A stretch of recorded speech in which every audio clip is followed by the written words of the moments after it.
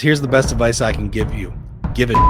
Out care the competition. The more you care about clients' results, just the more effective you are as a business owner. Graham Kuhn, founder of Focus Film, the video strategist, trusted by global brands from Nokia to Nickelodeon, and everything in between. A story sticks when it's a good why that resonates with people. And then if it doesn't resonate, they're not your client anyway. I had never planned on being a business owner, an entrepreneur. The plan was you go to college, you get a job, you work for somebody, and then you retire. To be a business owner, it was just like, do I slow down the side hustle or do I quit the day job and go full into it? You want to attract the people that are going to work with you, and you want to repel the people who are not a good fit. That was a big learning experience for me when I started this business, was the scarcity mindset. I needed to sell everybody. I needed to get every project. There was a lot of jealousy with other video companies. This is the exact phrase. There's plenty of work for everybody. It's scary being specific because you're worrying about you're alienating 90% of the people, but then dude, those 10% are your perfect fit. I fish with a spear, not with a net.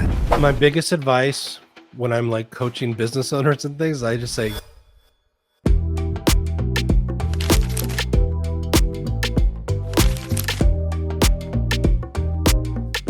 hello there. Welcome back to another episode of Conversations Beyond the Brand. I am your host, Dr. Tashana Thompson, and I'm super excited for today's episode. We're with my very first male guest. So you are in for a treat. I couldn't think of a better person than this brilliant storyteller, my kindred spirit, Graham Kuhn, the founder and creative director of Focus Film. And I'm just so excited to get into this episode and have my audience know all about you. well, Thank hey, you thanks for being with me. Oh, thanks for having me. I'm super excited about this. I love talking to you and spending time with you. So if we can give value to other people while we cut it up and chat, it's awesome. I know, win-win. It's a win. Yeah. The thing that I really appreciate about you, Graham, several things, but the first is what a brilliant storyteller you are. Like absolutely brilliant. And what a awesome supporter of people and women you are. Like I've just watched, unlike some others that I've met, right? You are just like a phenomenal human. And I love phenomenal humans. And I want you to tell us why you're so phenomenal. Tell us a little bit about who you are, where you came from, and your origin story. Okay. Well, I think a lot of my personality and my approach to life just comes from growing up in the Midwest, that, Midwest nice. Grew up in a tiny town of 1,000 people in Wisconsin, Luxembourg, Wisconsin, right outside Green Bay. And just a bunch of hardworking farm people, no other better way to describe it. And so I learned the value of hard work, picking stones in the field in the summer times and baling hay in the summer and all this when I'm like 9, 10 years old. And so I developed this really strong work ethic that I thought, that's just what everybody did. But then also just the way that my parents treated people. I think obviously you're inspired by how your parents act around people, and just in terms of compassion and empathy, honestly teaching us about racism, at an early age. That's something that's really impacted me, which I'm very blessed to have that. And just being nice to people and giving to other people. So I think it all kind of started there from the beginning, just being nice. And I just realized through my professional life that the more I give, the more I get. Not that it's all about me getting, but I'd rather give to get than just try to sell people and getting all the time. And so I've realized as I uplift other people and I give to other people and I motivate and I inspire, whether they ever hire me or not, somehow it all comes back to me. It's kind of like tithing in church. Like they can't explain why when you give 10% to the church, things are abundant, but it just happens like that. And I think I've just learned that works for me much better than I'm a great salesperson. I am. I've had a lot of sales training. And so I can do the salesy kind of stuff and like try to get somebody to do something maybe they weren't sure about doing, because of the way I speak to them, and you can find their goals and like set it up so that they say yes so many times and all that. But that does not resonate with my spirit and who I am. I would rather say, this is what I do. I'm very good at it and it can really help you. And there's a ton of value in it. This is what it costs. And would you like to do it? And if they say no, it's okay. And if they say yes, that's great. Or if they have some questions, that's great. But I gone are the days for me that's like, what can I do to get you to do it today? Or when they say I have to think about it, instead of saying, what is there to think about? I'm just like, okay, take your time. It's just, I don't know. It just resonates better with me as a person. Um, and then it's funny you mentioned being a supporter of women. I think it might have been you and me when we were talking over breakfast that day. Was I do really well with female clients. Like when I'm doing like a brand story interview and things, like women tell me things like, I haven't even told my counselor this, or I haven't told my husband this, or I haven't talked about this. And I just think it's because I just create a safe space for them to speak freely. I'm not judging. I'm actively listening. I want to know their story. And so I think there's a lot of empathy. There's a lot of compassion. There's a lot of caring. I'm starting a new kind of arm of my business where I want to help like inspire others and motivate people that want to be entrepreneurs. And one of the slogans that I came up with, it was out care the competition. I love that. Because I learned that from one of my mentors, where his thing was, here's the best advice I can give you. Give a shit. Yes. Give a shit about your clients and their results. And so I might use All the that, time. but out care the competition. The more you care about clients' results, the more you care about people, the more effective you are as a business owner. In my opinion, that's what works for me. So, growing up in Wisconsin, moved to Atlanta for a singing career. So I went to college to be a singer. So there's a lot of, That's such an interesting fact. so Like, I'm in touch with my emotional side because, that's why we love you. That's you know, why. That's why. well, I was just speaking to somebody yesterday who reached out to me. She's graduating from college, and she graduated with a degree in video production, and she's great at storytelling. And she wanted to ask me about what I do. And I said to her, something I learned from a mentor years ago was that you've got two types of energy in the world, especially in marketing and sales. You've got your masculine energy and your feminine energy.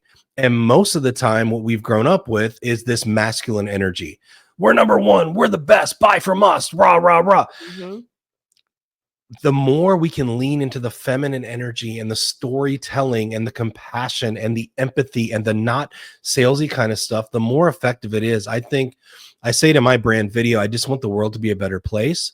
And I do believe with my skills and talent as a video producer, storyteller, marketer, what have you, if I can lift up good people who run a good company, the more we can lift up those good people, their message will spread and we can make the world a better place. So at the end of the day, I want to change the world, as like huge as that is.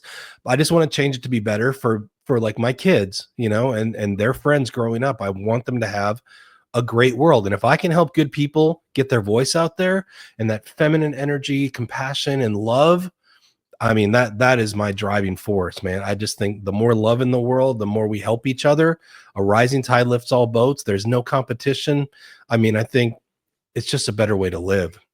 Oh God, you said so much that, kind of explains why we hit it off so well. As someone who considers themselves to be a relationship marketer, like I am totally and utterly concerned with connection Yep. and storytelling and like bridging that gap and, to your point, giving a shit about people first, as opposed to, are you gonna buy this thing from me? Yep. Right. Um, it really shifts all of the energy, right? It really shifts everything when you're approaching the work from that place. But I want you to talk a little bit about what you do at Focus Film and how you started. So how I started was I had never planned on being a business owner, an entrepreneur. Like I completely backed into this haphazardly. This was never the plan.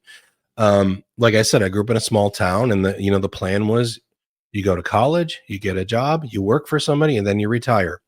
And my big breakaway was leaving Wisconsin and moving to Atlanta for a singing job.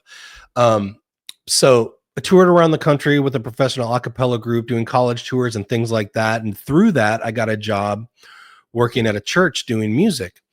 And so I'm like, hey, I'm doing music full time, and I'm making people's lives better, and it's affecting people, and I love it. And then through that, they got wind that I had done videos in the past, because growing up, my father was a wrestling coach. And so when I was in middle school, he said, I need somebody to run the video camera for the wrestling team. Would you want to do it? I'm like, sure, I'll give it a try. And I freaking loved it. I loved, at the end of the year, I taught myself how to like make these little hype videos, these highlight videos of like the best moves throughout the year, put music to it. And they showed at the banquet, and people were just like, that's the best thing I've ever seen. And I'm like, this is kind of cool. So I got really into video in like middle school and high school. And then I was wrestling in college, and our college wrestling coach also said, hey, could you make us a highlight video? So I made one or two in college, but then that was it. That was like 1997. I didn't touch anything with video until like 2009, when the church was like, hey, we heard you did videos. We'd like to start doing some video. And so that became part of my job.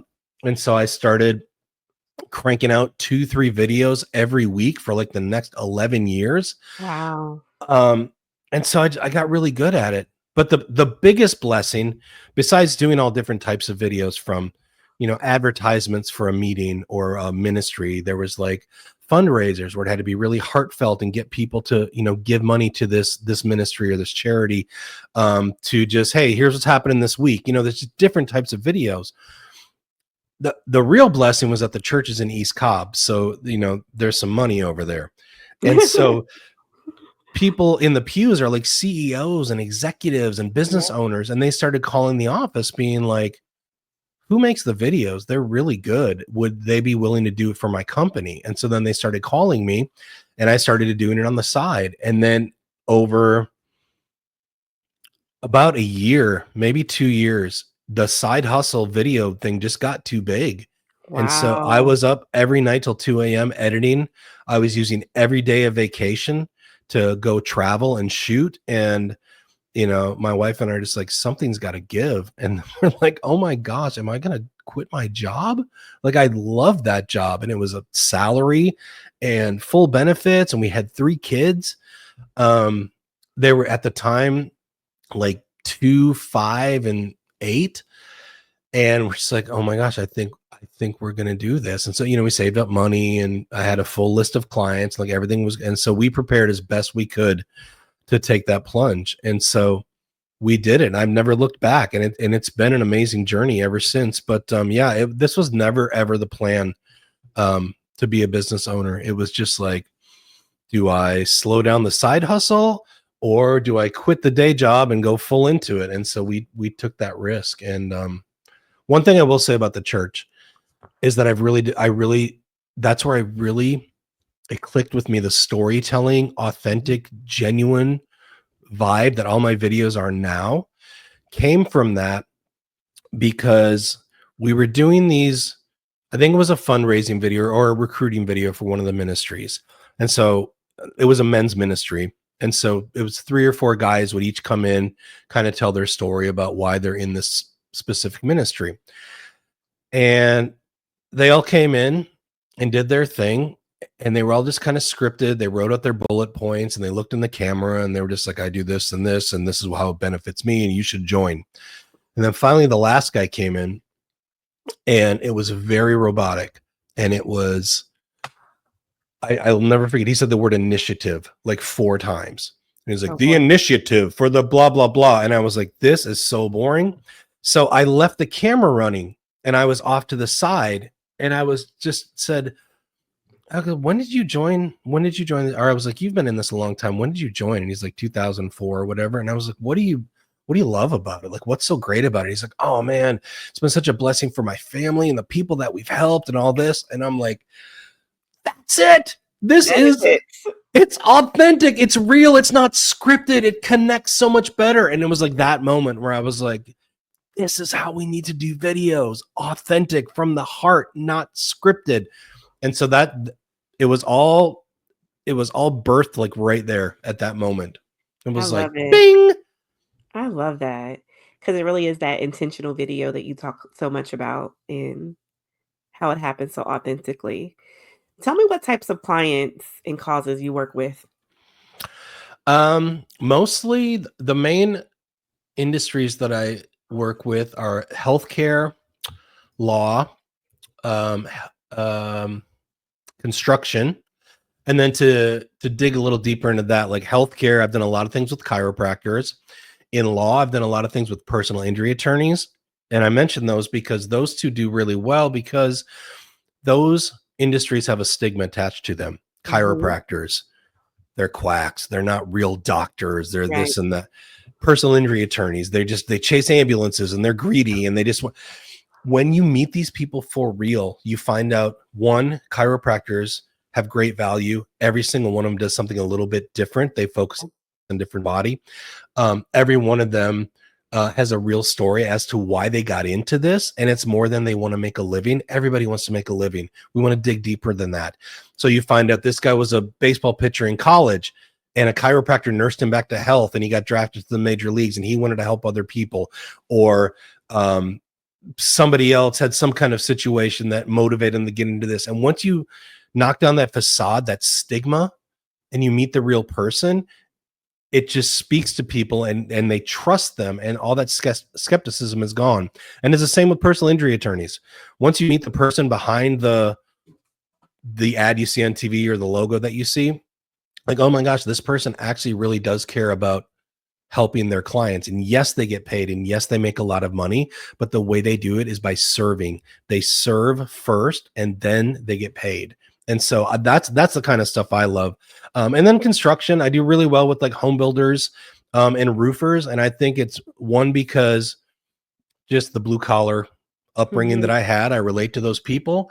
But then also my favorite thing is getting those, those big gruff construction guys to like tell me a story and start crying Yeah. about like their grandpa or something. I love that because I'm like, I'm not afraid to ask them questions that's gonna like tap into like emotional stuff that they're not used to talking to. Um, so yeah, I think those are the main ones. I have a couple like large clients that I'm on a retainer with. And that's like a custom luxury home builder. One is there's some industrial type, steel factories and all this kind of stuff. Yeah. So I'm all over the map, man. That's cool. That's so cool. You know, so many people think of like video as something they have to check off the list as, in their marketing to-dos and they hate it. It's like pulling teeth. And full transparency, I preach a lot of video to my clients. We script them, we give them the bullets, all the tools, all the things. Um, and they struggle with it, and I struggle with it. It's like getting comfortable behind the camera and, um, that whole piece of it, but the way that you do it is so intentional, so deeply authentic and emotional to a degree, and strategic. Like, it's so strategic. What makes a story stick to you in today's, there's such a inundation with content? Yeah. Um, well, one thing that I've learned, I'm really into like psychology and the neuroscience and how the brain works with all of this. And once you learn that telling a story is going to connect with somebody so much better than like data and facts, Yep. um, there's just no other way to do it.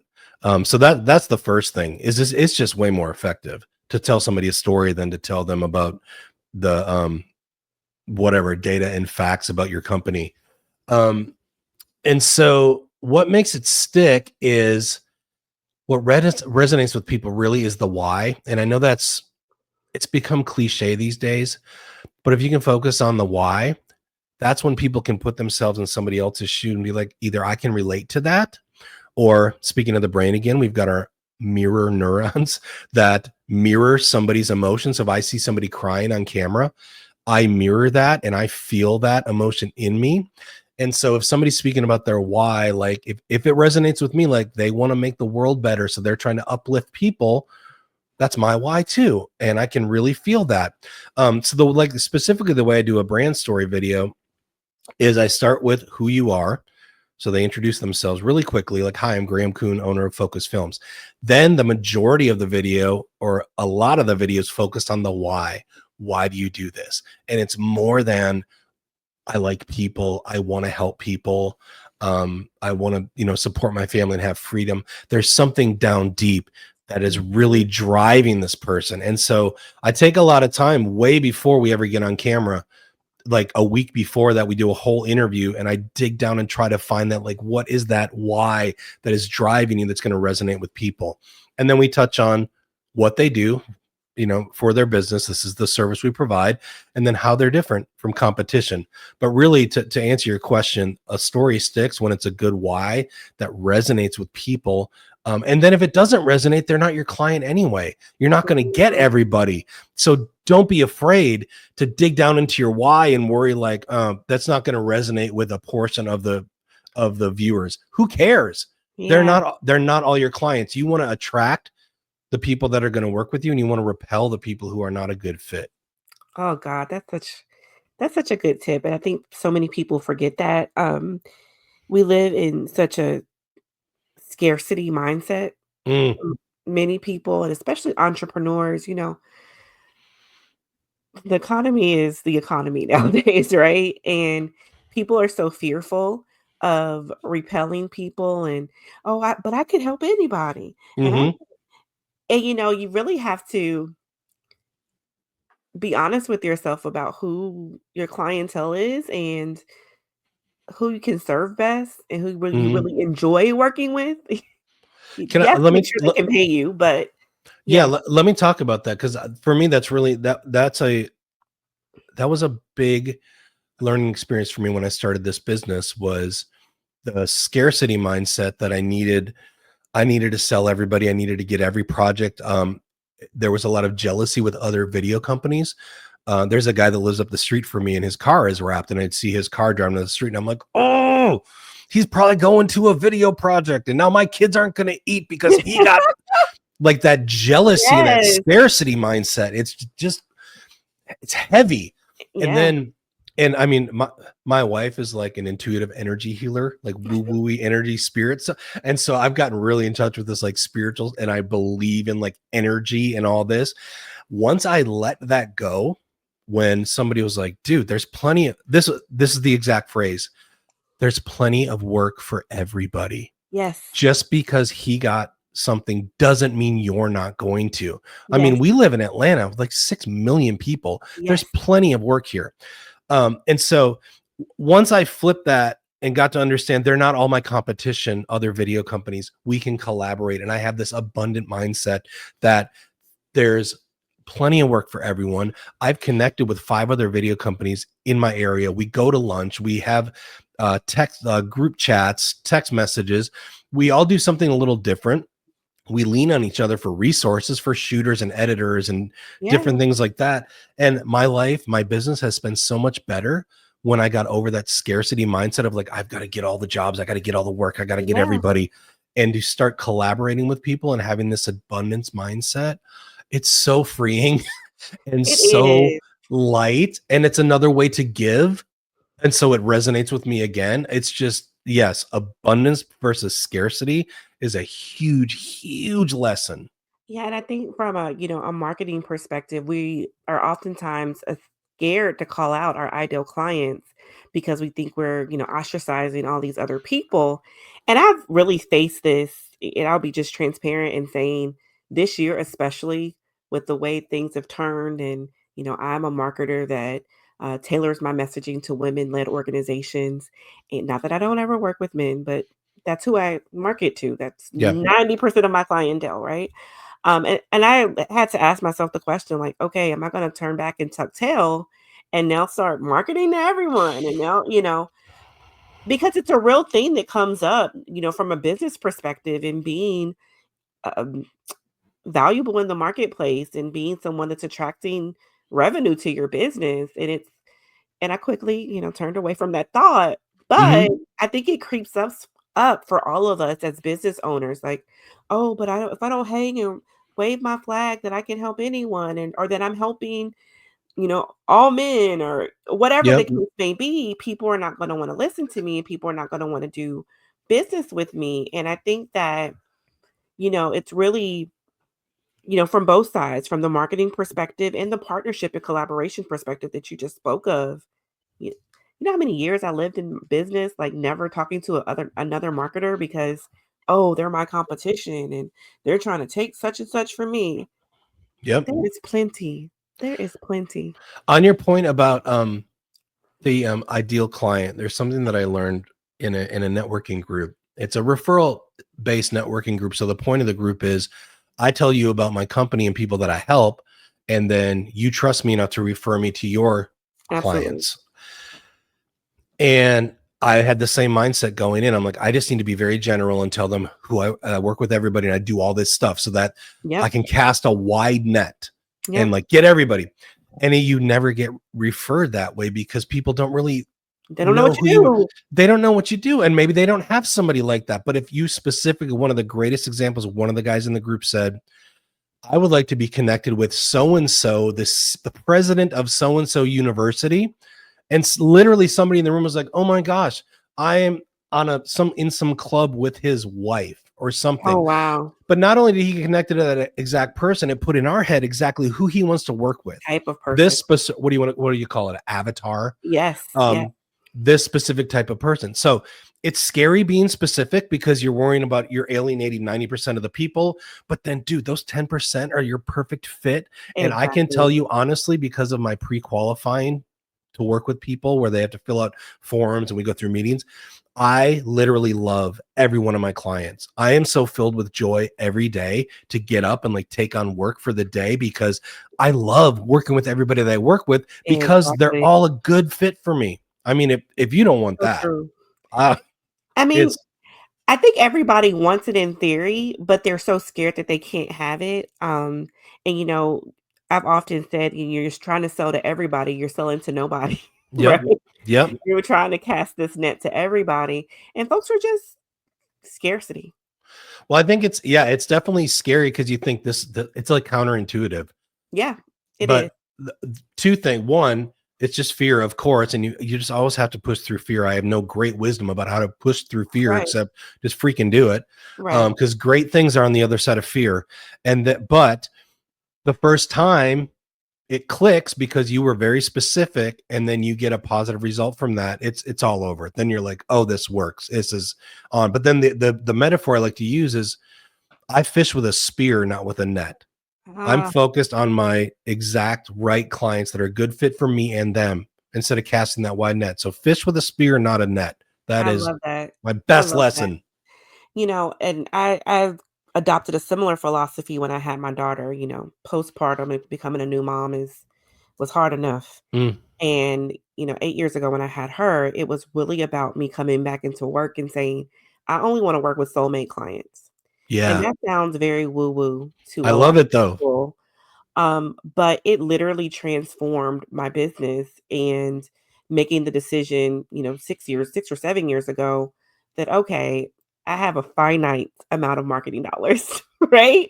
We all have a finite amount of marketing dollars. And I'm going to spend that time and that money on marketing to women. Some Yep. men come. I work with some men, but I'm spending my dollars and laying out the red carpet for women-led organizations, like, all day, every day, right? Yep.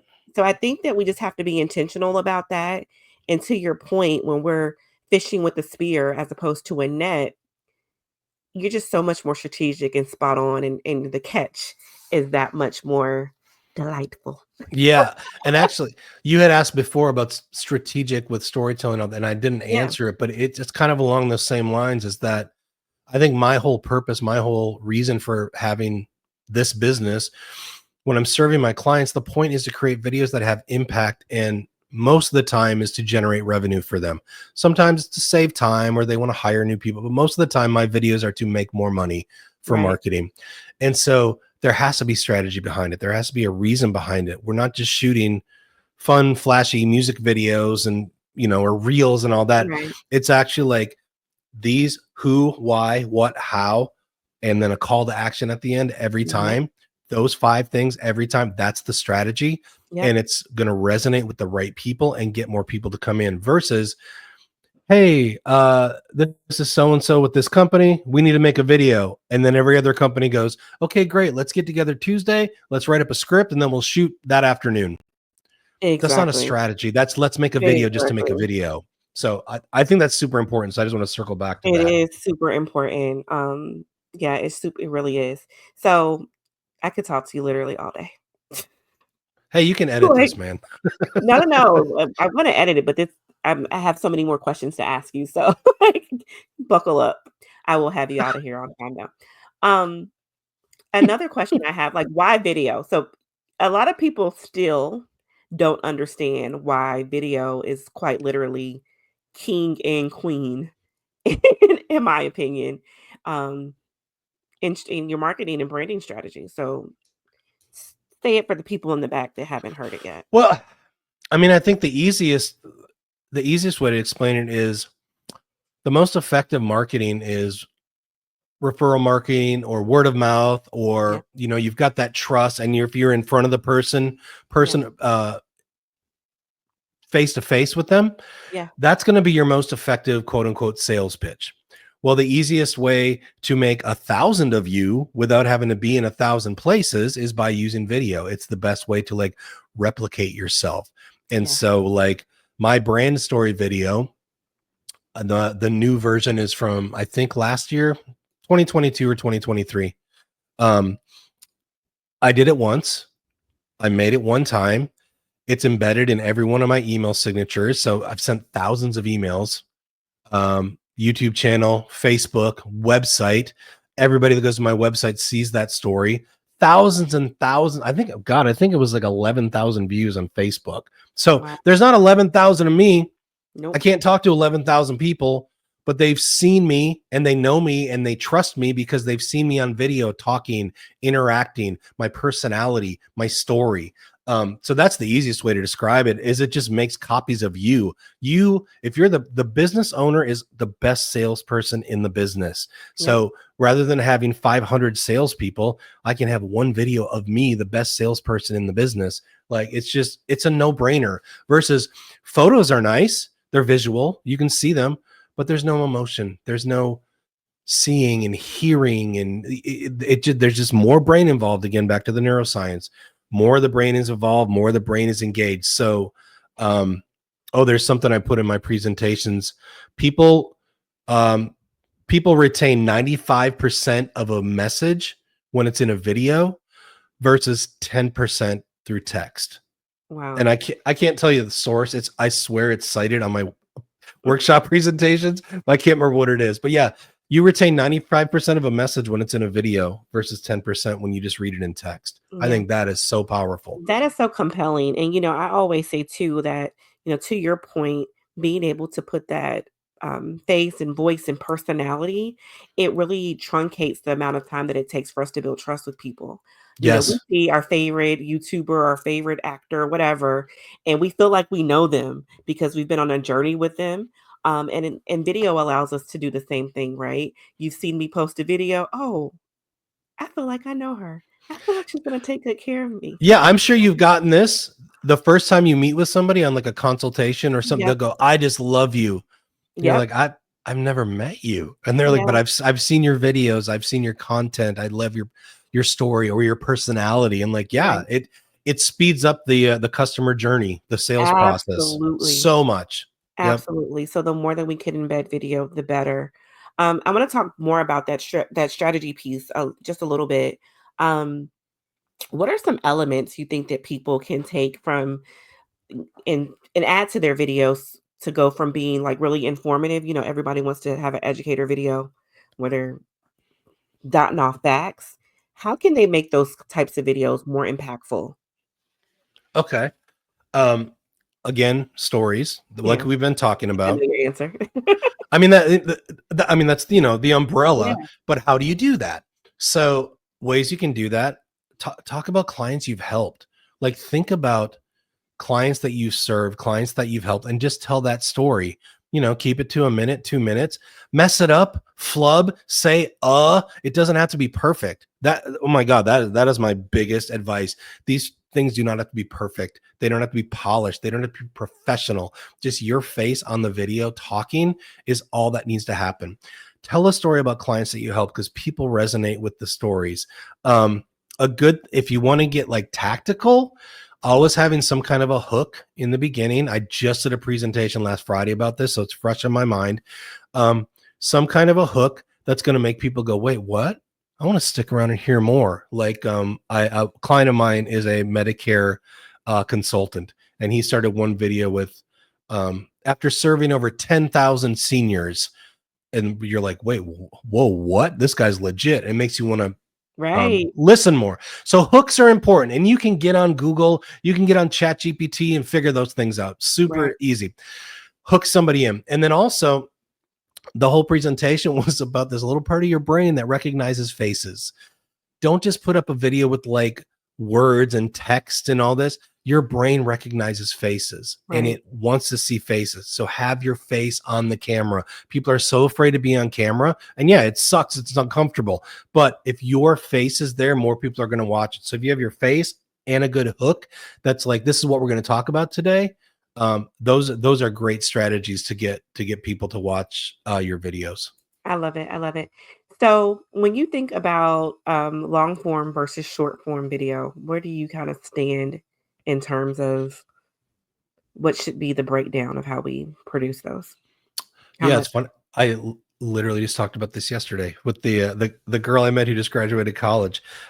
So I look at short form content as like your reels, your social media, and then long form content, quote unquote long form. I'm talking like 2 to 3 minutes. Brand story videos and testimonial videos and things like that. Basically, long form is going to be evergreen sitting on the website. Short form is going to be reels and things that are on social media. The long form is going to last for years. I would call that an asset. And then this short form is going to last a few days, a week or so. That would just be content where you're constantly re-uploading and remaking and re-editing. Whereas this, somebody gets to your website, they watch your 2-minute brand video, they're like, I want to buy from this person.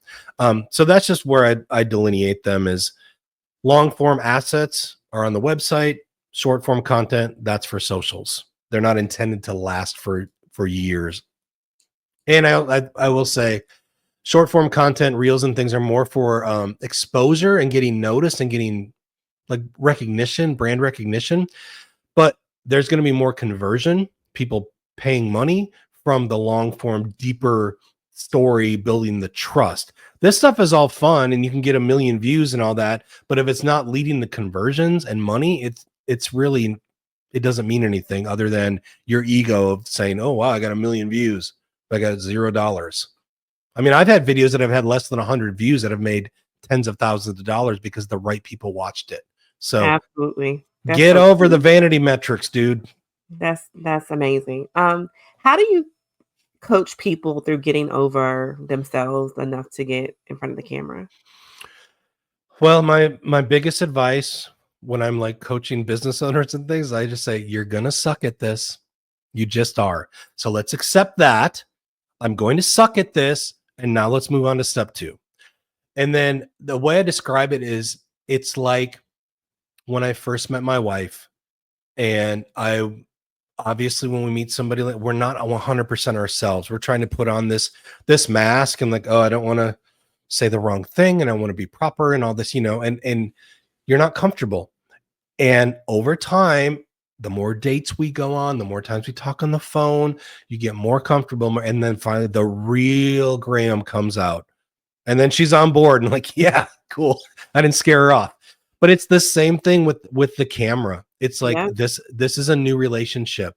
When the first time I put that camera up there and it's that little black circle in the lens, it's like a brand new relationship. And I'm like, hello, I'm Graham Kuhn, owner of Focus Films, and I want to do this perfectly because people are watching me and I don't want to look like an idiot. And then the more you do it, the more you do it, the more you do it, eventually you're just like, hey, this is me. It's the real me. I'm going to mess up and I don't really care what you think. It's just, this is me. So that's the only advice I give them is it's just repetition. It's just like sports or anything else. Put in the reps, and it just gets easier. It's just a relationship. Yeah, it's a relationship with your camera. Yeah. I think that's so important because, I admitted that I still struggle with that, and I think women especially struggle with, is my face fat? Is my hair right? I sound like a mouse. Like, we we have all these things that we deal with in terms of how we show up in the world and Yeah. all the stuff that's, ingrained in us from childhood, right? And we get very high school and what do people think about me? Like Hmm. many of us, not all. Well, Get I'll very tell you, about that. I have the same things, even not probably as much as you, Yeah. but as I get older and my hairline is going farther and farther back, every time I get on the camera, I'm just like, oh my God, I'm staring at this. Or if my chin is getting a little bit heavier and bigger, I notice that stuff, or more gray in my beard. Like, yes, I notice that stuff and I think about it, but I just Oh go, well. I gotta Show up push through it. anyway. Gotta push through it. When I was coaching some business owners about being on camera, they're like, I don't want to. I was like, if this can be on camera, you can be on camera. If I can push through this insecurity of this 50-year-old man who used to be 100 pounds lighter and not wear glasses and hair down to here with highlights, if I can push through and get on camera, you can do it. Well, So I have it too. first of all, friend, you look amazing on camera. Let me just tell you. And don't blow me off because I know how you do. Every time I give Graham a compliment, he's like, "Oh, shut up, you jerk." Yeah. We're those kind of friends now. But so thank you for making him even more human because I think it's just a woman issue. It's just a Yeah, I human wanted to make sure I issue. told you that we It's a have it human too. issue. Well, it's Um, funny. Before I got on here, uh, I I said something to my wife, be like, "Oh, I'm going to get on Tashana's podcast," and she goes, "Oh my gosh," and I'm like, "What?" She goes, "I would hate that." I'm like, "Oh my gosh, I love it." I'm like, "I love Tashana. I would talk to her all day long." She's like, "Yeah, but you have to like be on camera." And I'm like, yeah, we just "It's have a just different experience with it. And yeah." I'm fine. Like if I'm talking to somebody, like I can do this all day. But if you put me in front of a camera and I have to do it myself, I'm like, ugh. One of the selfish reasons I've started this podcast and That's we'll great, have it man. both on YouTube and, all your favorite podcast outlets. So obviously we want everybody to come to you for amazing video, amazing professional video. When they need to make a video on the fly for a reel or for something themselves, do you have any pointers that you want to offer the audience in terms of Yeah. clean off your camera, make sure there's no fingerprints, lighting? What do you want to share? Yeah, I always tell my clients or prospects who don't hire me, I said, look, you don't have to pay me for everything. I'm happy to consult with you and teach you how to shoot things on your own, because the more content you put out there, the better you're going to do. Mhm. And if you start putting out content and it does well, then you're going to say, yeah, this guy Graham at Focus Films, I owe this to him. He really helped me with this. He's a good guy. So um, the more people I help, the better it's going to be. So yeah, three main things: camera, visuals, two, light, and then audio. Those are the three things. So the biggest thing with light is don't have a window behind you, have a window in front of your face, because then it lights you up all nice and pretty. Because I cannot stand it when I get on a Zoom call with somebody and they're the window behind them and their face is all shadowed. It's like, come on, bro. You don't see this? Windows over there. No, Yeah, you look great, man. Well, and but you have a light too, right? yeah, I have a light right here, but I Yeah. feel like So there's a light is shining into the back wall now that anyway. if you don't have a light, like a lamp, or you stand in front of a window and get your face on the window. I mean, you face a window, but Right. don't have the light behind you, because then it's all blown out and your face is shadow. So lighting, and then Mhm. audio is really important. It's actually more important than the video, because if you have um a grainy, kind of not so great visual, or it's not framed right or whatever, but you've got good audio and people can hear you and understand you, they're going to keep watching because they want the content, they want to understand it. If you have the most amazing visuals and the most beautiful camera ever, but the audio is cracky, or it's breaking up, or it's distorted, or it's like echoing in a room, you have to work so hard to focus and listen that people automatically stop. So actually having Mhm. good audio is more important than having good video. Yeah. Um, And it doesn't have to be a microphone. I'm just saying, don't have your camera 20 feet away and you're in a gym echoing. Right. But you can get $20-$30 cameras off of Amazon or TikTok shop that work well too. But yeah, camera, visuals, lighting, and audio. And then I don't care about framing and the rule of thirds and all the cinematic crap that people talk about. None of that matters. All that matters is the story and the content. And that's how you're going to connect with people. Like I've got so many colleagues that spend days doing different colors and stuff on their corporate videos for their clients. I'm like, dude, your local chiropractor does not care how contrasty the visuals are. Like, it's the story. Get it done and get it to them so that they can make money. So don't get all worried about cinematography and framing and all that. Just tell the story, man. Tell the story, visual, lights, microphone. Love it. Thank you so much for that. I know people are really needing that information. Yeah, they're like, I don't have a $5,000 camera. You have this. Exactly. Exactly. Um, I will go on record as saying that I think Samsung cameras are better than They iPhone are. cameras. They are. It's a fact. I just don't look as cute on my iPhone. I just don't look as cute. So tell me about like when you have clients who are more apprehensive to share story, how do you get them to get in touch with that emotional side of themselves? This is the question I get asked the most, which is like, how do you get people comfortable on camera? How did you get that person to open up about that? How did you get them to talk about this? And it's, again, somehow, like yesterday when I was having that coffee with that girl, I was like, I can't explain how I create a safe space, Yeah, but apparently I just do. it's a And gift. people are comfortable talking, but I ask the questions. I ask probing questions. I don't just take their answers at face value. If I think there's something deeper, I will ask it. Almost like they'll say I'm like a therapist. We're like, this felt like a therapy session. And Mhm. it's because I'm not making them look in the camera and talk. It's just me and that person having a conversation. Like yesterday, I shot a brand video for 3 attorneys. It was like an hour and a half long for a 2-minute video, but we just talked and I kept asking questions about why do you do this? What do you do about that? What about, and then if they say something, I have some preconceived questions based on the conversations we've had, but I'm really listening. And if they say something that might take us down another road, then we're going to go down that road. Right. Um, and so I'm not afraid to probe and dig deep and ask them the questions. But the biggest thing is that after 5 or 10 minutes, that camera disappears and it just is me and that person and they get really comfortable. It's funny. Yesterday with one of the attorneys, you can tell in the first 10 minutes, he was very buttoned up and talking to me and trying to give the most perfect answer.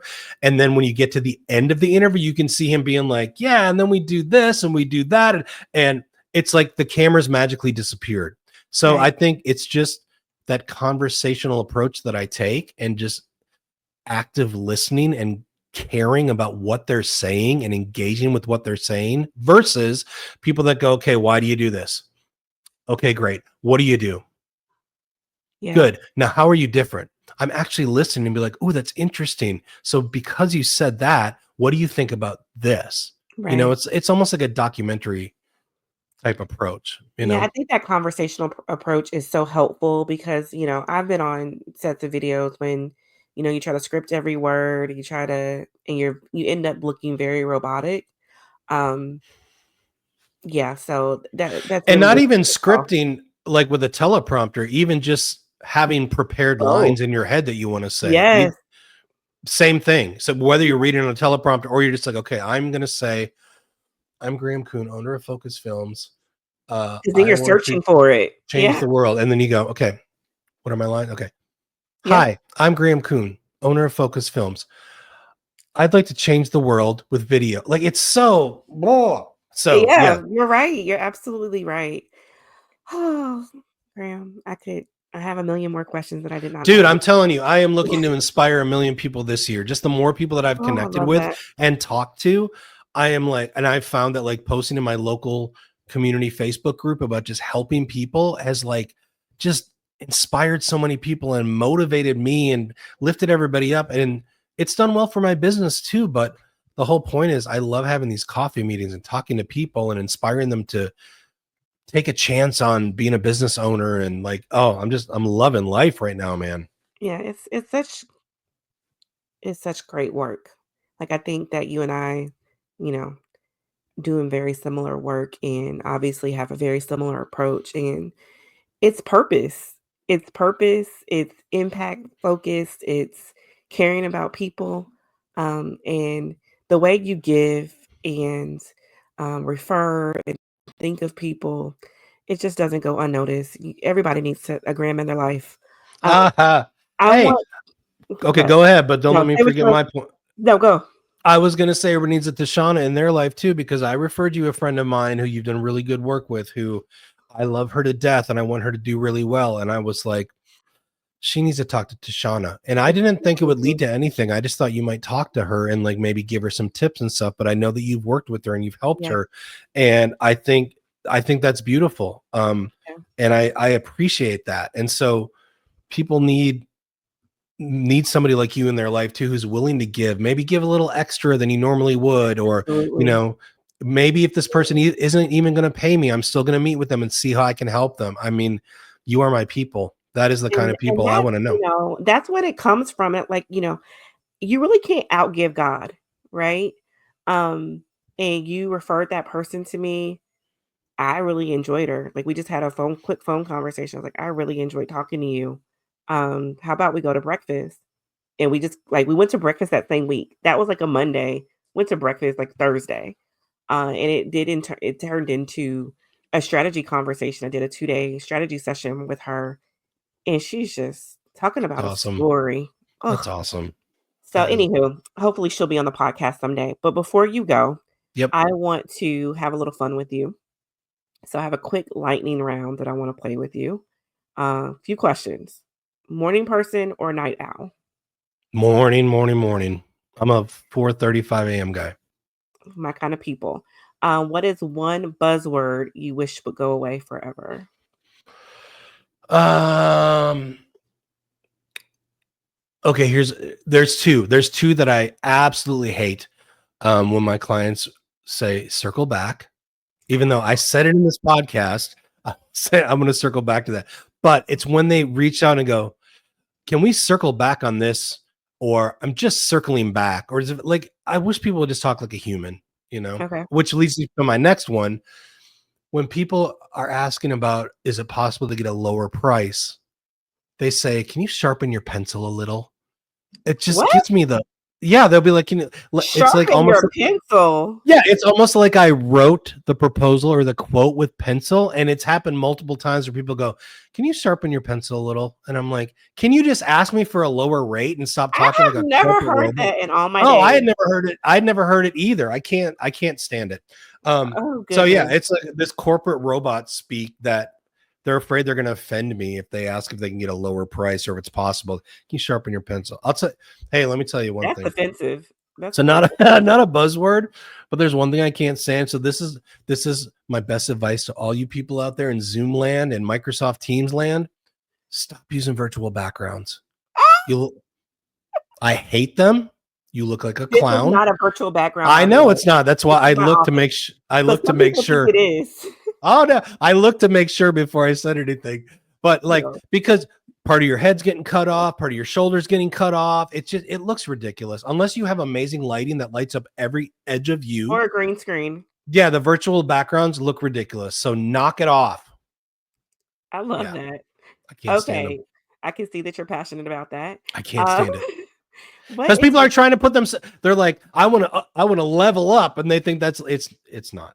It's or they have like a horrible like clutter behind them. You can see a yes, piece of my bookshelf. I probably should have yes. turned Pick up my your book. underwear, people. Pick up your Please, underwear. just a little bit, just for the recording days. What's your go-to coffee order? Coffee or tea? If you're Oh, drinking. easy. Black, black, black. Sound like Simple. my husband. Just like my dad and my grandpa. All right. And what is one book that you think every business owner should read? Mm, the best book that I've read, which is a real, it's a real mindset kind of how you look at the world. It's called The Gap and the Gain. And Yep. Okay, I was gonna say when I tell you about this, you're gonna be like, "Oh yeah, that's you." Yeah. And the whole point of it is that the pursuit of happiness that we have in the from our founding fathers, the pursuit of happiness, it implies that we're always chasing happiness. We're always trying to get to this end goal and we're comparing ourselves to other people, or we're like, man, I'm 50 years old. I thought I'd be so much farther along by now. We're just beating ourselves up. That's the gap. Yeah. But if we live in the gain and we look back over the last, for me, 30 years to see how far I've come, I'm a business owner with a beautiful wife with 3 children who are healthy. I've got a great life, freedom. I've got a wonderful house that I can't believe I bought this house. Like, if I appreciate what I have, there's so Mm, much more gratitude, and that's the gain. And then I am happy. I'm choosing to be happy. I'm not pursuing happiness. wow. Happiness is here. So The Gap and the Gain is an amazing book and an easy read. I am not a big reader, Okay. and I loved that book. You know who bought me that book? The person that introduced us. No way. She bought me that book probably 2 or Wow. 3 years ago. I believe it. I believe it. I Love love that her. book. It's right. Yeah, it's right there. It's right here. Here it goes. Yeah, there it is. And I also, it's just such a kismet world. I recorded another podcast this morning and with another person from Wisconsin that I'm gonna just have to connect you to because No he's way. from Wisconsin. You know, all of us Midwest people, I'm from Indianapolis, we need to know each other. So For anywho, sure. Graham, thank you so much Thank for you. being with me, for sharing your heart, your perspective, and giving such amazing tips, and reminding us about the power of storytelling. It So was my pleasure. If there's one thing I can leave people with is when you just said that, I was going to say, like, it implied that I was being vulnerable for the last hour, and I think that's so important to be transparent, be vulnerable, don't be afraid to let people in and just show your true self, because there's lots of other people out there that it's going to resonate with and they're not going yeah, to judge you. And so I think that's one of my superpowers, is just being 100% vulnerable, like telling you about my hairline and all that. Like, yeah, that's going to resonate with people. So be yeah. vulnerable. Don't be afraid to be vulnerable. It's so true. It's so true. I'm sure that you'll see more of Graham if he'll come back. There's so much more I want to talk to him about. But in the meantime, please check out Graham at focusfilms.com. All his information will be in the show notes. Reach out to him if you're looking for some amazing creative assets and some awesome brand story. Until next time, see ya. Bye.